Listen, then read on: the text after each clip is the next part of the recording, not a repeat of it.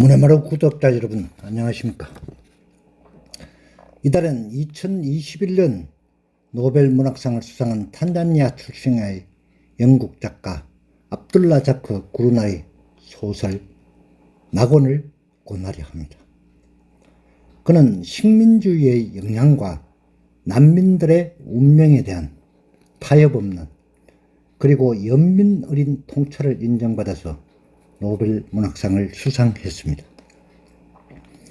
그의 대표작 낙원은 언뜻 노벨상 수상 이유와 잘 맞아떨어지지 않는다는 인상을 주기도 합니다. 식민주의나 난민이라는 단어는 낙원과 거리가 멀어 보이기 때문이죠. 이 소설을 옮긴 왕은철도 해설에서 소설의 제목 낙원에 대해 어떻게 보면 낙원은 부재하기에 낙원이다. 삶이 낙원 같지 않기에 낙원을 상상하고 상정하는 것이다 라고 썼습니다. 소설의 배경은 21세기 초 제1차 세계대전 직전의 동아프리카입니다.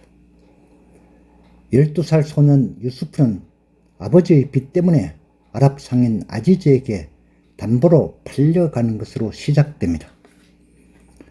같은 처지에 놓인 칼릴은 현실에 순응하지만 유수프는 마음속으로 자유를 갈망합니다.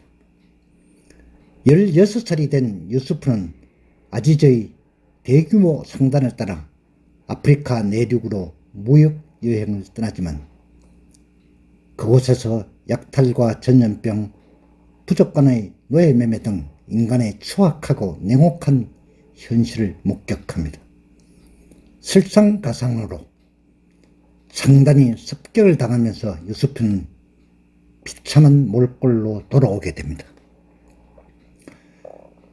돌아온 유수프가 하는 일은 외형만 낙원일 뿐 억압으로 가득 찬 아지즈 주택의 정원을 가꾸는 것입니다. 어느덧 건강하고 멋진 청년으로 자란 그는 아지즈 본처의 유혹을 거절하다 누명을 쓰기도 하고 아지즈의 후처가 된 칼릴의 여동생 아미나를 사랑하여 그녀에게 도망치자고 제안하지만 거절당합니다. 그러던 중 마을에 아프리카인들을 강제 징집하려는 독일 제국군이 들이닥칩니다. 유수프는 처음에는 몸을 숨겼으나 자신이 평생 안전하지만 배부른 구석에 비겁하게 안주해 왔음을 깨닫고 깊은 환멸을 느낍니다. 결국 그는 타인에게 구속당하는 삶을 끝내고 자신의 의지로 세상에 발을 내딛기 위해 죽음이 도사리는 독일 군대를 향해 스스로 달려가며 소설은 끝이 납니다. 이 소설이 지닌 문학적 의미를 4가지로 요약할 수 있을 것으로 보입니다. 첫째, 다층적이고 복잡한 동아프리카 사회를 사실적으로 묘사했습니다. 많은 서구 문학이 아프리카를 미개하고 단순한 원시사회 혹은 백인이 개척해야 할 땅으로 단편적으로 묘사했던 것과 달리 구르나는 유럽 식민지 지배 이전의 동아프리카가 이미 얼마나 복잡하고 다채로운 문화적, 경제적 네트워크를 가졌는지 보여줍니다. 아프리카 토착부족뿐만 아니라 아랍계, 무슬림 상인, 인도인 이주민 등이 뒤섞여 끊임없이 정체성을 협상하는 동아프리카 특유의 코스모폴리탄적 면모가 생생하게 드러납니다. 또한 스와힐리 문화를 바탕으로 이슬람교의 율법과 정서가 작품 전반에 짙게 깔려 있습니다. 둘째, 순수의 상실을 다룬 한 소년의 혹독한 성장기입니다. 12살 소년 유수프가 겪는 순수의 상실과 가혹한 현실로의 눈뜸은 유럽 제국주의의 침탈 앞에 직면하여 완전히 뒤바뀌기 직전인 아프리카 대륙의 운명과 고스란히 겹쳐집니다. 유수프는 상인 아지즈의 상단을 따라 아프리카 내륙 깊숙이 여행하며 세상의 잔혹함과 폭력, 권력관계를 배우며 청년으로 성장합니다.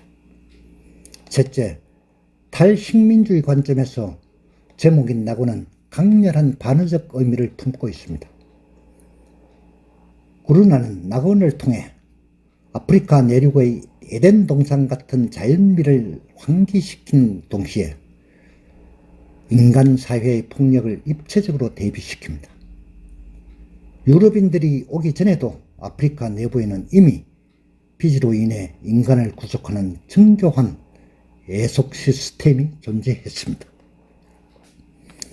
작가는 아프리카를 무조건 아름답게 미화하기보다 억압과 부조리가 공존하던 현실을 감상주의 없이 날카롭게 응시합니다.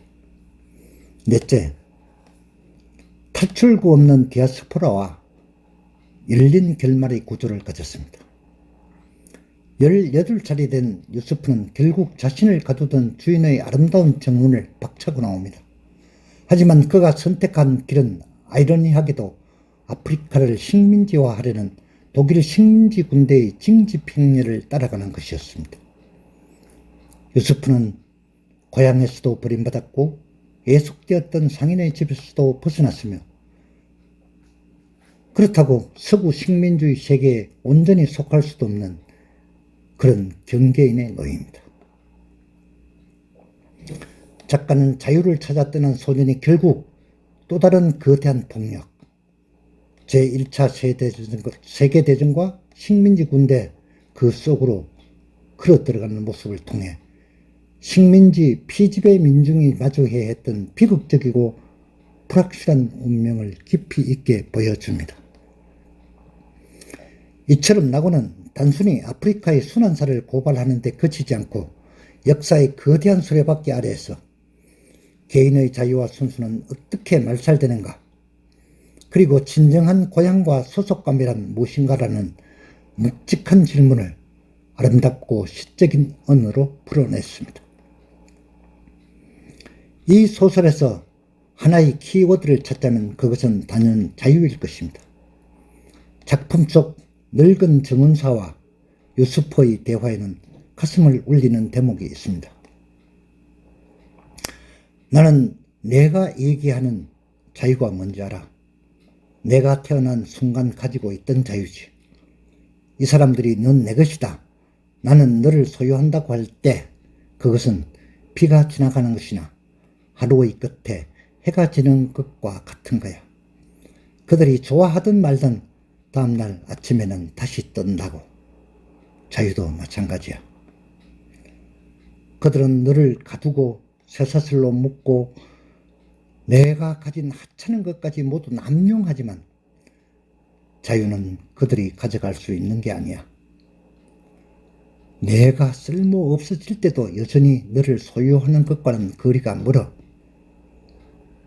내가 태어난 날 그랬던 것처럼 말이야. 내 말 알아듣겠니? 이것은 나한테 하라고 주어진 일이야. 저 안에 있는 사람이 이것보다 더 자유로운 것을 나한테 줄 수 있겠니? 이런 문장입니다. 누군가 인간을 구속하고 소유하려 드는 행위를 비가 지나가는 것이나 해가 지는 것과 같은 일시적인 자연현상에 비유한 점은 무척 경이롭습니다. 폭우가 쏟아지고 밤이 찾아와 사방이 어두워져도 다음날 아침이면 어김없이 해가 떠오르듯 인간 본연의 자유 또한 강제로 빼앗거나 소멸시킬 수 없는 자연의 섭리와 같다는 선언은 깊은 전율을 줍니다. 육체는 쇠사슬로 묶고 가둘 수 있을지언정 인간이 태어날 때부터 부여받은 영혼의 자유, 즉 존엄성만큼은 그 누구도 손댈 수 없다는 절대적인 확신이 고스란히 전해집니다. 이것은 나한테 하라고 주어진 일이야.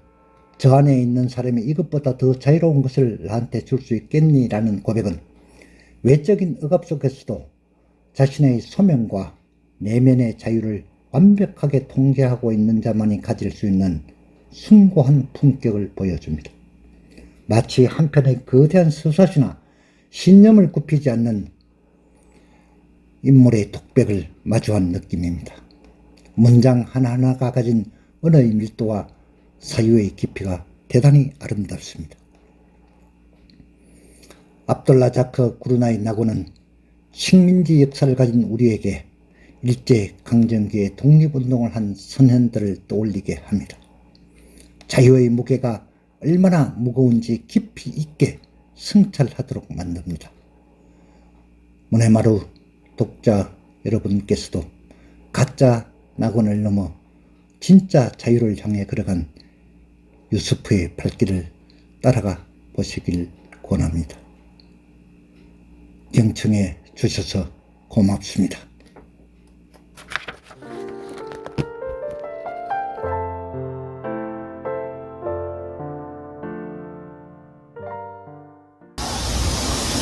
아직까지 건강파 TV를 구독하지 않으신 분은 지금 바로 붉은색 구독 버튼과 좋아요, 엄지척, 그리고 종 모양의 알람 설정을 해주시면 감사하겠습니다.